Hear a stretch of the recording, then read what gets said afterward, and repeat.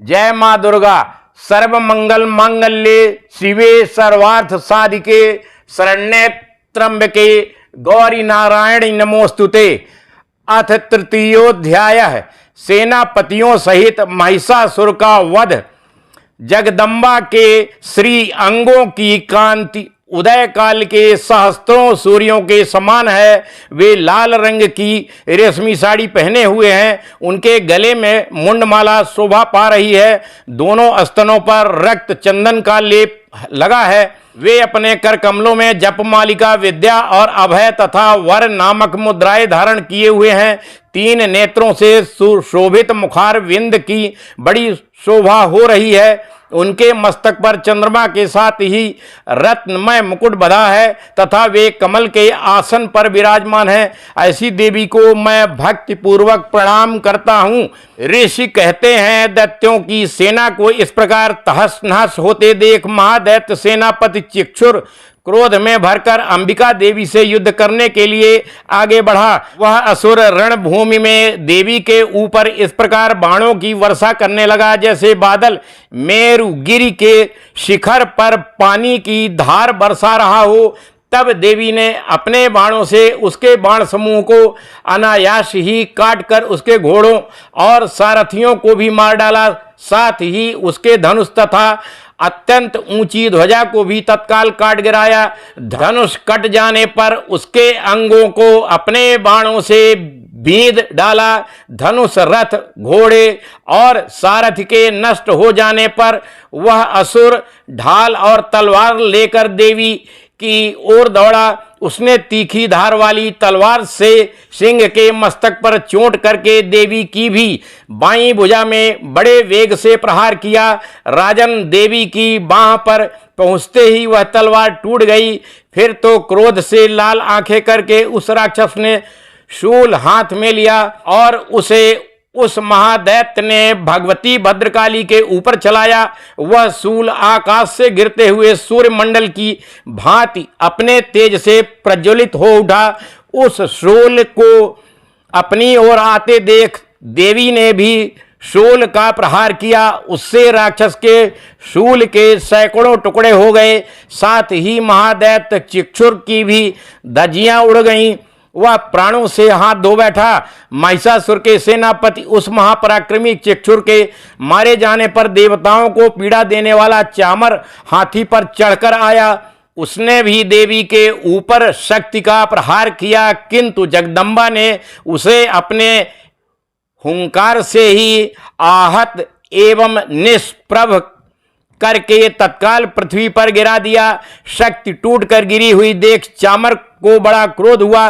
अब उसने शूल चलाया, किंतु देवी ने उसे भी अपने बाणों द्वारा काट डाला। इतने में ही देवी का सिंह उछलकर हाथी के मस्तक पर चढ़ बैठा और उस दैत्य के साथ खूब जोर लगाकर बाहु युद्ध करने लगा।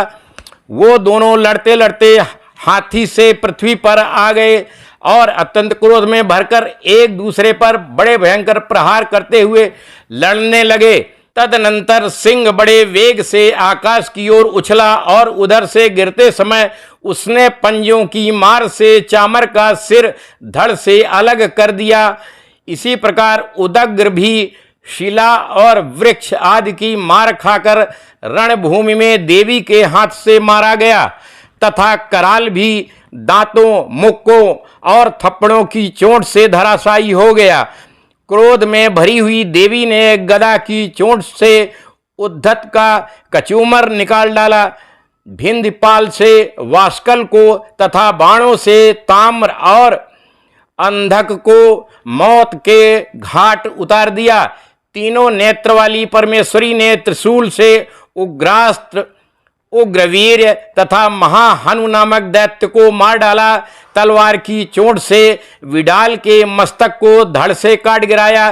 दुर्धर और दुर्मुख इन दोनों को भी अपने बाणों से यमलोक भेज दिया। इस प्रकार अपनी सेना का संहार होता देख महिषासुर ने भैंसे का रूप धारण करके देवी के गणों को त्रास देना आरंभ किया। किन्हीं को थूथुन से मारकर, किन्हीं के ऊपर खुरों का प्रहार करके, किन्हीं किन्हीं को पूंछ से चोट पहुंचाकर, कुछ को सींगों से विदीर्ण करके, कुछ गणों को वेग से, किन्हीं को सिंहनाद से, कुछ को चक्कर देकर और कितनों को निश्वास वायु के झोंकों से धराशायी कर दिया। इस प्रकार गणों की सेना को गिराकर वह असुर महादेवी के सिंह को मारने के लिए झपटा।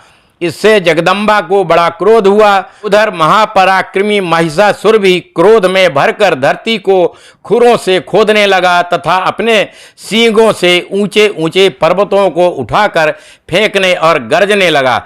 उसके वेग से चक्कर देने के कारण पृथ्वी क्षुब्ध होकर फटने लगी। उसकी पूंछ से टकराकर समुद्र सब ओर धरती को डुबोने लगा। हिलते हुए सींगों के आघात से विदीर्ण होकर बादलों के टुकड़े टुकड़े हो गए। उसके श्वास की प्रचंड वायु के वेग से उड़े हुए सैकड़ों पर्वत आकाश से गिरने लगे। इस प्रकार क्रोध में भरे हुए उस महादैत्य को अपनी ओर आते देख चंडिका ने उसका वध करने के लिए महान क्रोध किया। उन्होंने पास फेंक कर उस महान असुर को बांध लिया। उस महासंग्राम में बध जाने पर उसने भैंसे का रूप त्याग दिया और तत्काल सिंह के रूप में वह प्रकट हो गया। उस अवस्था में जगदम्बा ज्यों ही उसका मस्तक काटने के लिए उद्यत हुई, त्यों ही वह खड्गधारी पुरुष के रूप में दिखाई देने लगा। तब देवी ने तुरंत ही बाणों की वर्षा करके ढाल और तलवार के साथ उस पुरुष को भी बींध डाला। इतने में ही वह महान गजराज के रूप में परिणत हो गया तथा अपनी सूंड से देवी के विशाल सिंह को खींचने और गर्जने लगा। खींचते समय देवी ने तलवार से उसकी सूंड काट डाली। तब उस महादैत्य ने पुनः भैंस का शरीर धारण कर लिया और पहले की ही भांति चराचर प्राणियों सहित तीनों लोकों को व्याकुल करने लगा। तब क्रोध में भरी हुई जगन्माता चंडिका बारंबार उत्तम मधु का पान करने और लाल आंखें करके हंसने लगी। उधर वह बल और पराक्रम के मद से उन्मत्त हुआ राक्षस गर्जने लगा और अपने सींगों से चंडी के ऊपर पर्वतों को फेंकने लगा। उस समय देवी अपने बाणों के समूहों से उसके फेंके हुए पर्वतों को चूर्ण करती हुई बोली। बोलते समय उनका मुख मधु के मद से लाल हो रहा था और वाणी लड़खड़ा रही थी। देवी ने कहा, ओ मूढ़, मैं जब तक मधु पीती हूँ तब तक तू क्षण भर के लिए खूब गर्ज ले। मेरे हाथ से यही तेरी मृत्यु हो जाने पर अब शीघ्र ही देवता भी गर्जना करेंगे। ऋषि कहते हैं, यों कहकर देवी उछली और उस महादैत्य के ऊपर चढ़ गईं। फिर अपने पैर से उसे दबाकर उन्होंने शूल से उसके कंठ में आघात किया। उनके पैर से दबा होने पर भी महिषासुर अपने मुख से दूसरे रूप में बाहर होने लगा। अभी आधे शरीर से ही वह बाहर निकलने पाया था कि देवी ने अपने प्रभाव से उसे रोक दिया। आधा निकला होने पर भी वह महादैत्य देवी से युद्ध करने लगा। तब देवी ने बहुत बड़ी तलवार से उसका मस्तक काट गिराया। फिर तो हाहाकार करती हुई दैत्यों की सारी सेना भाग गई तथा संपूर्ण देवता अत्यंत प्रसन्न हो गए। देवताओं ने दिव्य महर्षियों के साथ दुर्गा देवी का स्तवन किया। गंधर्वराज गाने लगे तथा अप्सराएं नृत्य करने लगीं।